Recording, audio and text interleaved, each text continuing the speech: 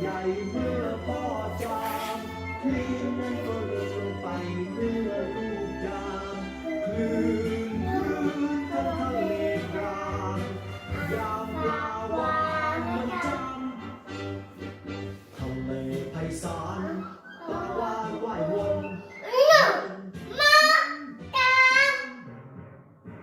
แม่ปลาวานกำลังจาม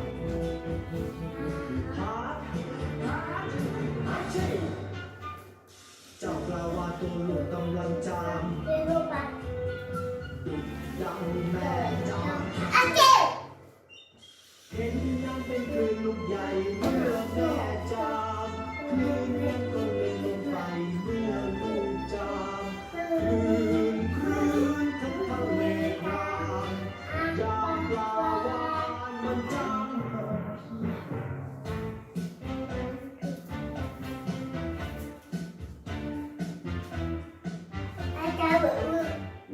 ขึ้นสักมาสาหัสใส่จะเล็กหรือใหญ่ก็ตามจากแน่ใจพี่ไหนจะเป็นปลาวาฬหรือปลาที่จางปลาวาฬก็เป็นเหมือนดังเช่นเธอและฉันที่จางทำทะเลเป็นคลื่นด้วย